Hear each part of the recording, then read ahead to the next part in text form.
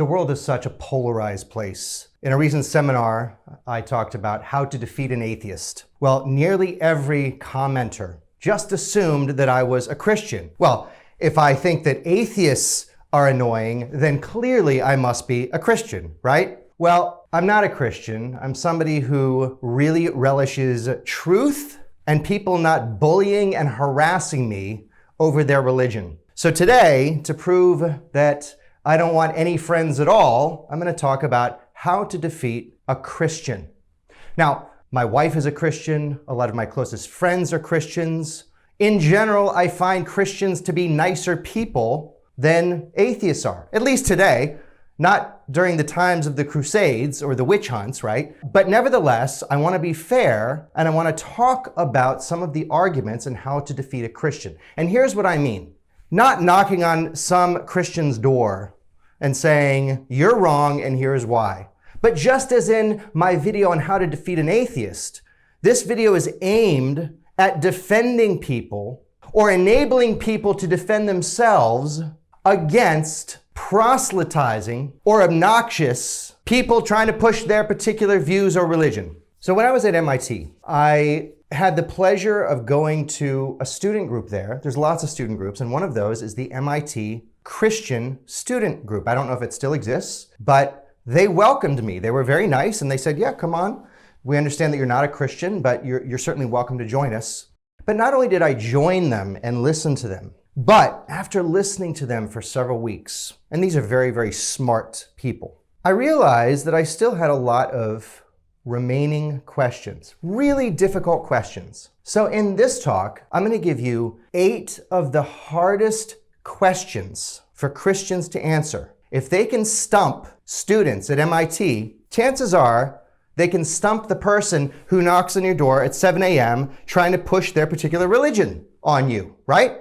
So that's what this is about. So this talk is going to have 8 particular questions that are really difficult for Christians to answer. Now, at some point in the future, I may actually talk about what those responses were, because they did have responses. Now, I'm not sure that I agreed with them or that they made a lot of sense to me. Some did, some didn't.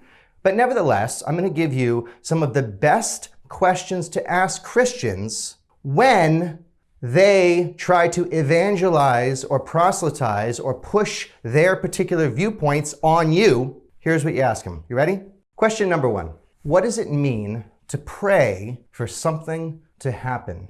We're going to pray for the starving children of the world, for example. What does that mean? Does it work? So, there's only 2 possibilities. Either yes or no. Well, if it does work, then why can't we successfully pray for stopping or preventing horrible things that happen in the world, for stopping the evil in the world? If praying is successful, why can't we pray for the hungry children of the world? Why hasn't that worked?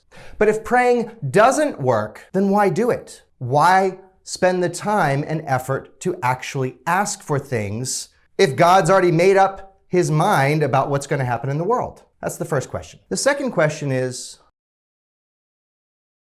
what is faith? Does it work? What I mean by that is, does it bring you to the correct answers? So if faith is evidence, well, then you don't need faith, right? So faith must involve a lack of evidence to believe something in the lack of evidence or inadequate evidence. But if that's true, aren't there lots of people in the world who have different beliefs, different religions, and they have faith that their beliefs and religions are correct? So, if that's the case, then you have to admit that at least sometimes faith brings people to incorrect answers, right? If someone across the world has faith that their religion, which is not Christianity, is correct, then at least sometimes faith brings people to the wrong answers. And if that's true, how do you know that your faith brought you to the correct answer? Third question. Christianity is about Jesus dying for our sins. Jesus' blood atoning for the sins of humanity. But here's my question. Does Jesus' blood atone for the sins of those who don't believe in him? Once again, the answer is yes or no. Is belief in Jesus Christ or being a Christian necessary for the atonement of sins? The answer is yes or no. If the answer is yes, then what do you say about the millions, nay, billions of poor people throughout the world who have never even heard of Christianity, have never even heard of Jesus Christ? Now, everyone makes mistakes, right? Everyone sins. So does that mean that they are relegated to an eternity to hell simply because they never had the opportunity to hear about Christianity? And is that the edict of a just and moral God? Now, if the answer is no, belief is not necessary for the atonement of sins for the reasons I just gave. After all, if they never heard of Christ, how could they possibly be sent to hell if they never had the opportunity to come to Christ, right? So if the answer is no, then why would you ever tell anyone about Christianity? Now, here's what I mean by that. Imagine somebody right now in sub-Saharan Africa who's never heard about Christ, makes mistakes like all of us do, but is not guaranteed to go to hell because they haven't yet had the opportunity to hear about Christ and to make a free will decision whether to accept or reject Christ. But if you as a missionary then go to sub-Saharan Africa and tell that child about Christ, and that child now learns about Christ, well, now the child may accept Christianity and then may go to heaven, but now has the possibility of not believing Christianity and now of going to hell. In other words, before you evangelized your religion, that child would not have gone to hell. But now that you have evangelized, that child might go to hell. So why would you ever spread your religion? Question number 4. I'll just call it skepticism. I'm going to make an argument, a logically valid argument, although it leads to a contradiction, which means that at least one of the assumptions is false. You ready? Assumption A, God made everyone. And what I mean by that is we have free will, probably.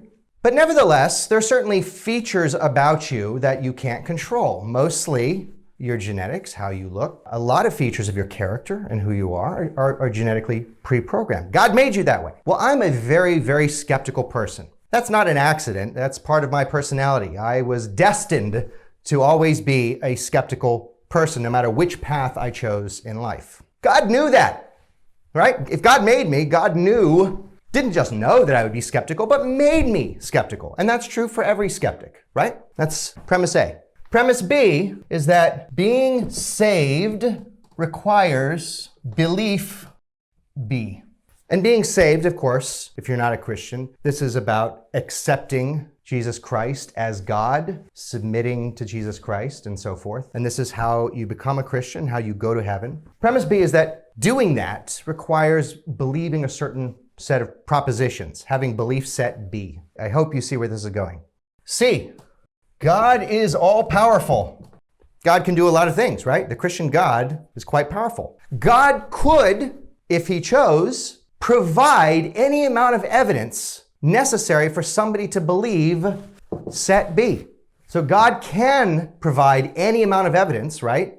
God could come out of the sky. Now, I do believe in God. I don't believe in the Christian God. I do believe in God. So God has given me evidence. But if the Christian God were the real God, then that God could certainly come out of the sky, point to me and say, I'm the Christian God and I'm the right God, right? So God is all-powerful and has the power to provide any set of evidence. By these two premises, what that implies then is that God can save anyone. God has the power to convert any skeptic. Premise D, God is loving and wants everyone to be saved, wants everyone to come to him, wants everyone to become a Christian. Well, by this and this, those together imply that God does save everyone. But, of course, the last premise, you know where this is going, is not everyone gets saved, and by that I mean becomes a Christian. These premises result in a contradiction. That means that at least one of those premises is false. I love this argument. It's a great argument. It's a powerful argument. So if somebody tries to push their particular religion on you, if they try to push Christianity on you, show them this argument. Ask these questions. Number 5, what is hell? What is hell? I think in Revelation it's described as a lake of fire, something like this. But colloquially, we know, or at least I'm led to believe, that hell is a bad place, a lot of pain and suffering for eternity. If that's what it is, then does it seem fair? Does it seem like the law of a good and just God to send good non-Christians to hell? Mahatma Gandhi was absolutely not a Christian, did amazing, great things while alive. Is Gandhi in hell? Well, okay, so maybe hell isn't eternal pain and suffering. But if it's not, then what is it? I've been told maybe it is a separation from God. That's one of the responses I've heard. In hell, you are separated from God. But if you didn't already believe in God, or at least the Christian God, then why would you care whether you're separated from God? So in that case, hell isn't hell. Question 6, what is heaven?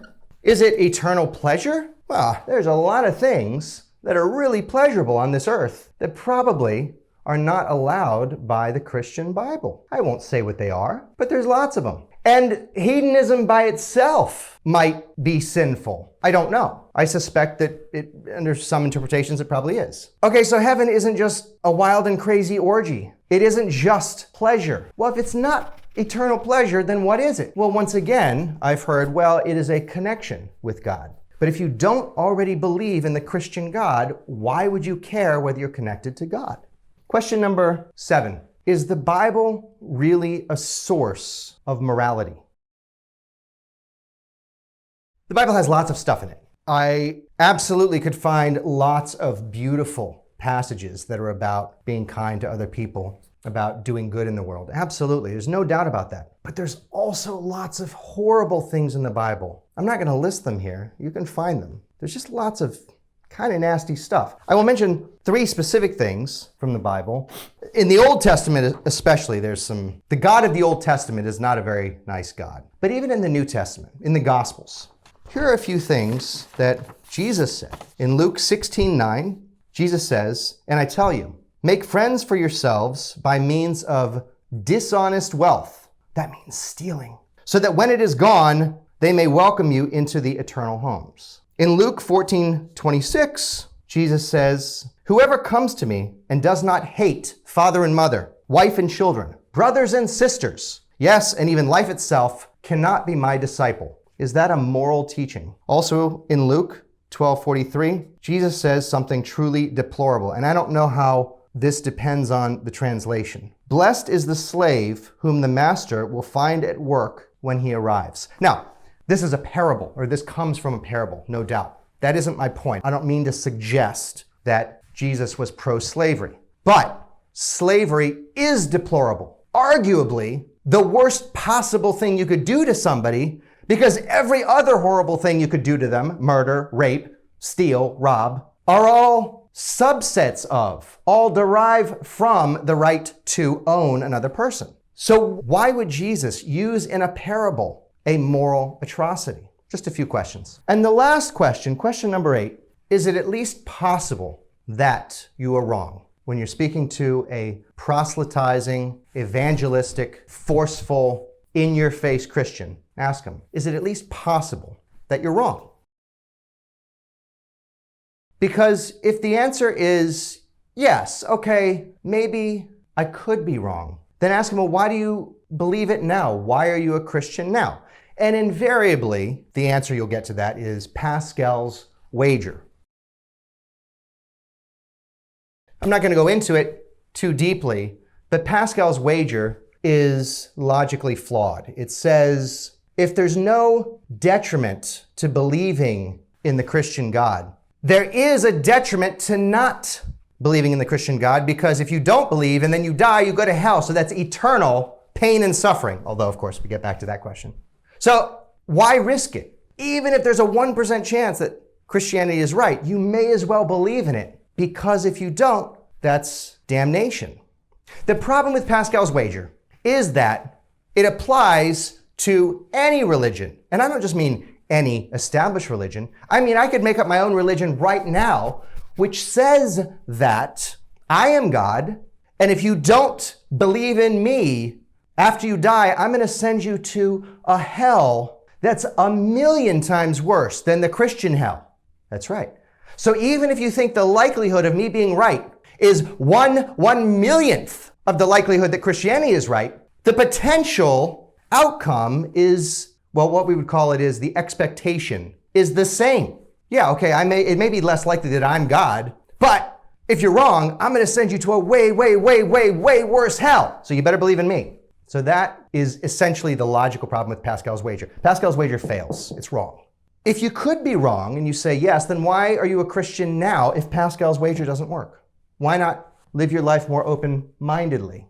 But if the answer is no, I'm not wrong, I can't be wrong, which is what a truly devout Christian will typically say, then the question I have for you is, remember, this is a person who is coming to me, knocking on my door at 7 in the morning, trying to convert me to their point of view. If there is no chance that you're wrong in your mind, and there's no chance that you could be convinced otherwise, then why should I be open-minded to your viewpoint and your beliefs when you knock on my door? These are my favorite questions to ask to very aggressive Christians. The Christian students that I interviewed with these questions did have answers, and some of them are quite good. Some of them I don't think are very good, and maybe at some point I'll give a seminar on what those responses are. But I wanted to prepare people who are sick of being harassed and bullied by atheists, but also by certain very aggressive Christians. Now, this video does not apply to people who are not aggressive or obnoxious about their religious views. It applies only to those who are aggressive and manipulative and obnoxious about their views. Hope this was helpful.